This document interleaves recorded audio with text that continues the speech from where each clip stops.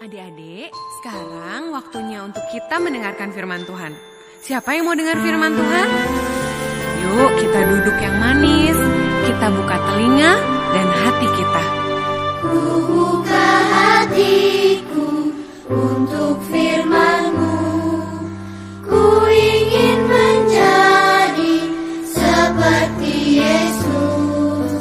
Berfirmanlah Tuhan, ku mau mendengar dan melakukannya setiap hari. Roh Kudus yang manis, tolong aku menuruti firman Tuhan. Roh Kudus yang manis, jadikanku anak Tuhan yang manis. Adik-adik, ayo kita nyanyikan lagu ini sekali lagi dengan lebih sungguh-sungguh sambil mengarahkan hati kita sama Tuhan.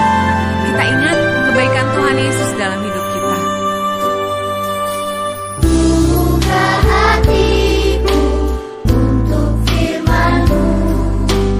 Ku ingin menjadi seperti Yesus.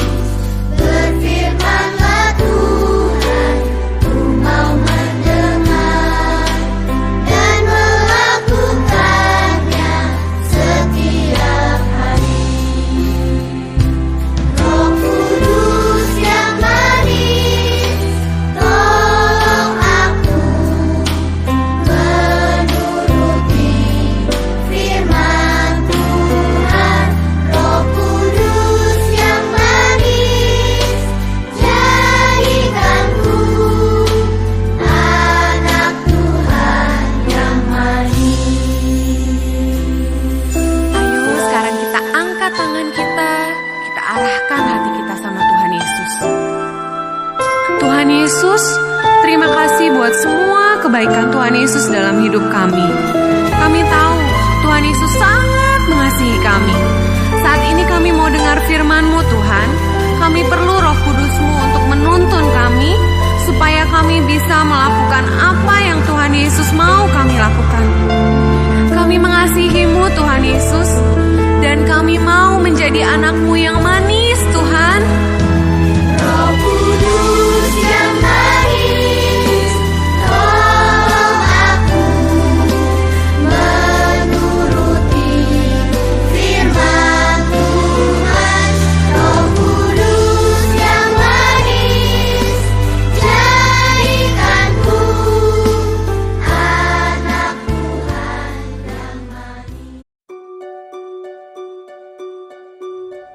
Halo, shalom adik-adik, ketemu lagi dengan Ki Virgi. Happy Sunday semuanya. Nah, sebelum kita mulai cerita hari ini, kita berdoa terlebih dahulu ya. Tuhan Yesus, terima kasih Tuhan untuk pagi hari ini Tuhan. Tuhan Yesus, sebentar kami ingin mendengarkan firman-Mu. Tolong buka hati dan telinga kami Tuhan, agar kami bisa mengerti yang ingin Tuhan sampaikan di dalam hidup kami. Terima kasih Tuhan Yesus, haleluya, amin. Nah, adik-adik, hari ini kita mau dengerin cerita tentang tembok Yeriko. Nah, yuk kita nonton videonya sama-sama dulu ya.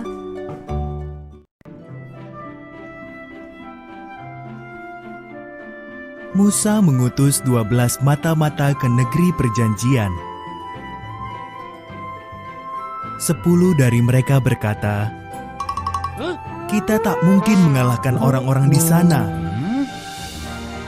Namun kata Yosua dan Kaleb, "Dengan pertolongan Tuhan, pasti bisa."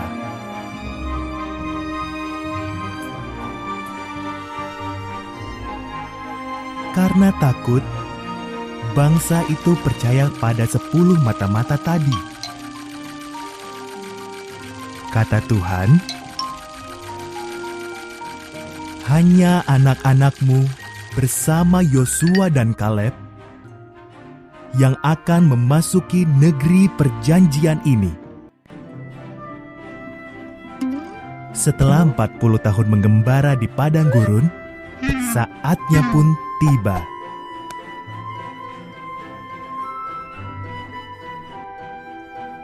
Yosua mengutus 2 orang mata-mata ke Yeriko. Mereka bertemu Rahab, wanita yang menyembunyikan dan membantu mereka lolos menuruni tembok. Mereka berjanji akan menyelamatkan Rahab dan keluarganya.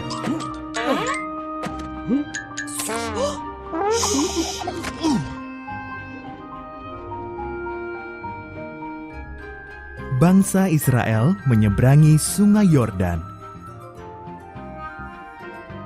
Imam-imam berjalan dahulu membawa tabut perjanjian. Saat kaki mereka menyentuh sungai, arus air berhenti mengalir.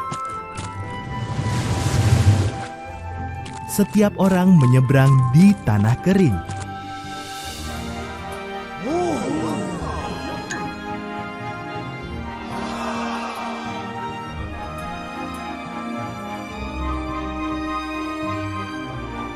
Selanjutnya, Yeriko.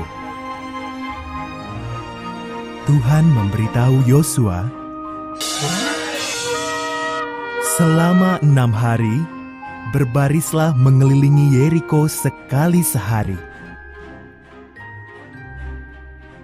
Di hari ke-7, kelilingi kota itu 7 kali.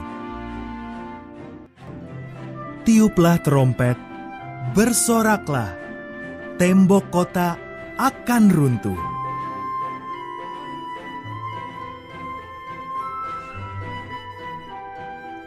Yosua percaya pada Tuhan.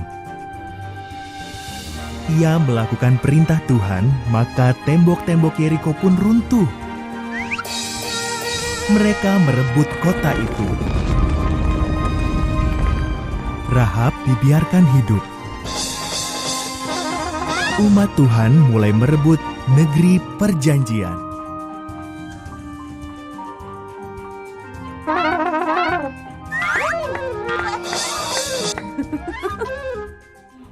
Nah adik-adik, tadi kan kita udah nonton videonya ya kan, tentang tembok Yeriko kan, yang runtuh setelah 7 hari dikelilingi kan.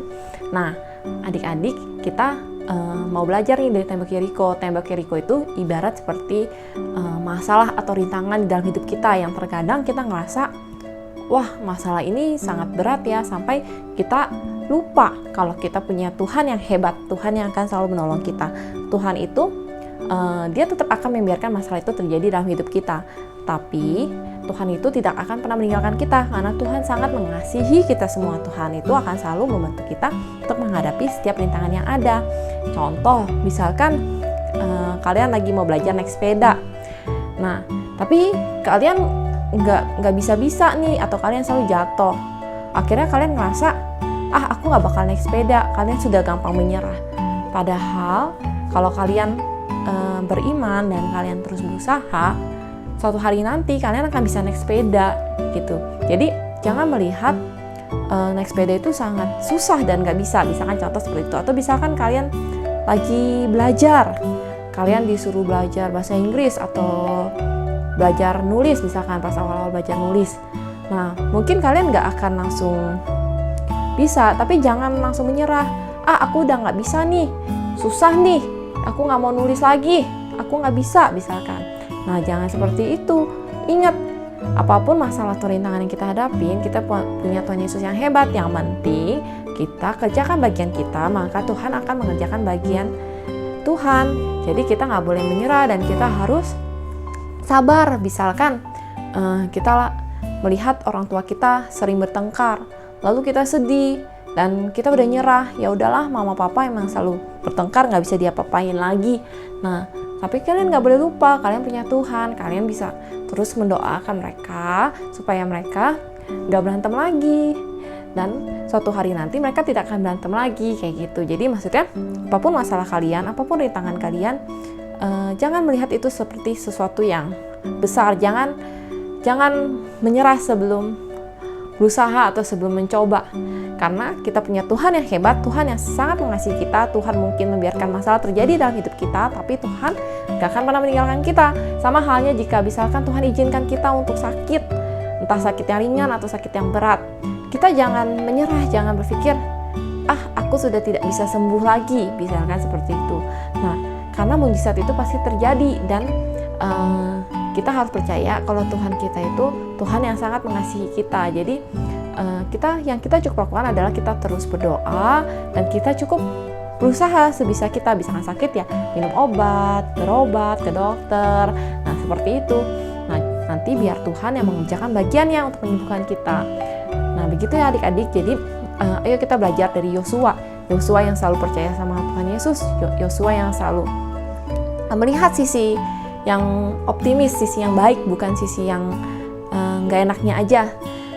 Dan Yosua yang selalu taat sama perintah Tuhan Yesus ketika disuruh mengelilingi tembok Yeriko 7 kali, dia kelilingin 7 hari, dia ngelilingin 7 hari, dia ikutin semua kata-kata Tuhan. Dan Tuhan akan mengerjakan bagian dia gitu loh. Tembok Yeriko roboh pasti bukan karena kekuatan manusia, tapi karena kekuatan Tuhan. Sama seperti kita apapun masalah kita, apapun keadaan kita harus selalu menyerahkan semua hidup kita ke dalam tangan Tuhan. Tuhan yang akan menolong hidup kita dan terus menyertai setiap langkah kita. Oke adik-adik, nah kita tutup dalam doa ya. Tuhan Yesus, terima kasih Tuhan untuk firman-Mu hari ini ya Tuhan. Tuhan Yesus, tolong berkati kami, bimbing kami selalu Tuhan, agar kami bisa menjadi anak-Mu yang baik ya Tuhan, agar kami bisa punya iman yang kuat ya Tuhan, agar kami tidak gampang menyerah ya Tuhan, dan selalu berusaha ya Tuhan. Terima kasih Tuhan Yesus, haleluya, amin. Nah adik-adik, ketemu lagi minggu depan ya, bye-bye.